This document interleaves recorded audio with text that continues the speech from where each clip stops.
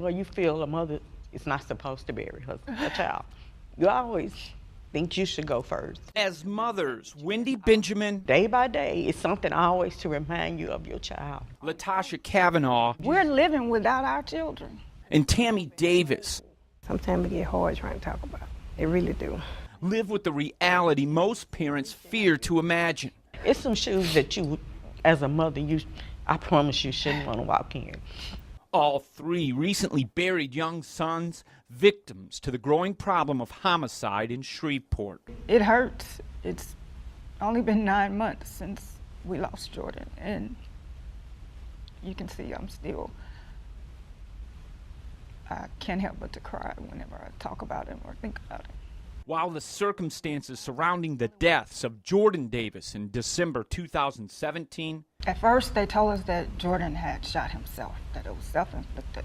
Quincy Randall in October 2016, He was in the back of a car on Babylon Street. He had dozed off to sleep, and the young man walked up and shot him 20-some times.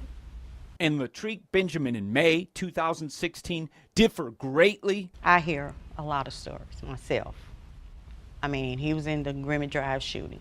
Two threads connect the heartache of these mothers. No one's been arrested for killing their sons, and since day one, they felt all but ignored by the Shreveport Police Department. They never called me to this day and told me my son was dead. The detective in charge of your son's case Never called? Never. And police didn't call you? The day he Never. died to tell I you? never received a call saying my son was killed. I found out through a friend. We found out from a phone call. Someone woke me up and told me to go to the hospital because Jordan had been shot. And that was like, by the time I got there, my baby had already passed, and he had been gone for hours because the police never bothered to contact me. Was never contacted. Sitting down with me He was my only son. He was my role model. He really was. to talk about their boys, I'm just lost without him. My best friend. all three women shared a version of the same story. He was my baby. And it hurt. Saying it's almost impossible to get any kind of update from the detectives working their sons' cases. But the detectives don't even much help to solve the crime. They can't tell me that they working on it. You ain't working on it. You don't want to give us a call back. He didn't call me or my husband.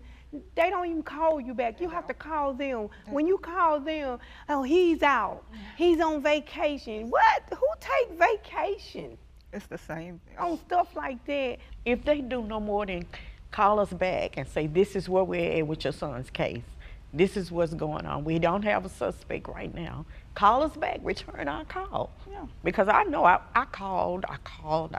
You don't get a phone call back. You don't. Our children mattered.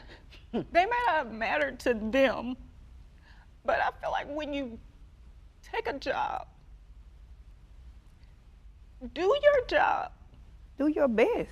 Show us some concern. Show something to the family that you're trying. And we get absolutely nothing. But during our emotional 45-minute conversation, I don't imagine it ever gets easy. It don't. You know, some people look at you and say, how do you do it? By the grace of God. That's it. these mothers said they're not upset with the police officers working the streets of Shreveport. So from your experience, you know there are some good, caring police officers in this department. Yeah, everyone that works for Shreveport Police It's not bad. is not bad. I know people personally. I've had relationships with a lot of police officers. However, it's just a few that are there, and I'm kind of confused as to why they are there. What are they doing? Instead, their growing frustration lies with the people working at department headquarters. It starts at the top. It starts at the top. The It starts top. at the top. Police chief, The Crump. police chief, The top. and it comes all the way down. He's the chief of police.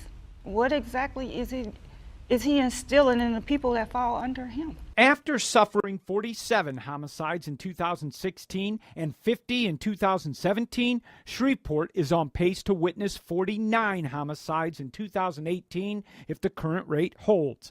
That marks a 71% increase in the city's homicide rate compared to the years 2013, 14, and 15, according to police department reports. When you ladies hear Chief Crump saying that violent crime is down in Shreveport, No, it ain't Yeah, down. right. you don't believe that? It's not. I ain't got to believe. Pop the TV. You Got hear about TV a on. You shooting? hear it on TV. You hear it on the street. I don't believe it. I don't. I definitely don't believe it. He just talking. Cause he in a position. He just talking cause the crime ain't gone down. Struggling every day with the pain of losing a son, Does it help to meet other mothers and be able to share these stories? Yes. To know that I'm not alone. these women say they're also starting to face a hard truth: their child's killers may never get caught.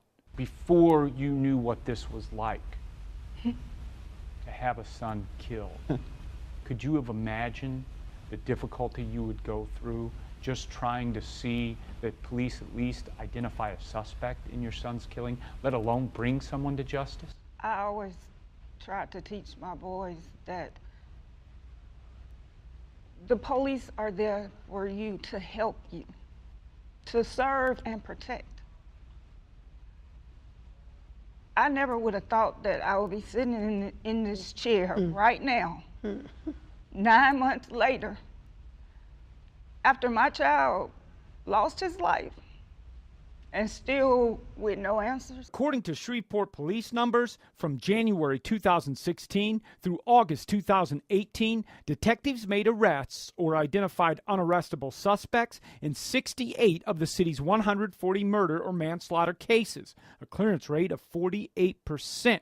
According to the FBI, the national homicide clearance rate is 64%. With the number of murders increasing and the number of arrests remaining low, what message does that send to people in the streets who might have a gun and are considering shooting and killing another person? It's okay to kill, and you can get away with it. It's okay to kill. You think that's the message that's being sent in Shreveport right now? Getting away with it. You can kill and get away with it. I honestly believe that, especially in my son's case. While some of their harshest words are reserved for what these women call a lack of leadership inside the SPD, Well, they need to just fire all of them down there and get some more people in who gonna do the job. they say people living in the neighborhoods witnessing the deadly wave of violence carry part of the blame as well. If you know something, tell.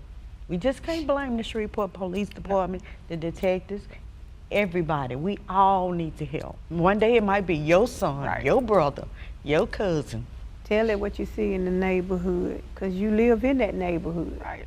Don't just sit up and live day to day and telling other people, oh, I saw her son got shot down, but you're not telling it. Right. We have to work together, from the police department to the DA's office, to the people in the neighborhoods, to the people that witness. Do your part. Help. Seeking help and seeking justice in their sons' deaths, all three women told me that, along with their husbands, they've tried meeting with Shreveport Police Chief Alan Crump on multiple occasions, but got nowhere, which is basically the same luck I had when I tried getting an interview with him, wanting to ask about the city's homicide rate, the number of unsolved cases, and a growing chorus of families, especially mothers, who claim they're basically being ignored by his department. Instead, I got a 4-sentence comment by email that didn't answer any of my questions. If you'd like to see more of my interview with the three mothers, it's now live online at our website, ksla.com. I'm Chief Investigative Reporter Stacey Cameron.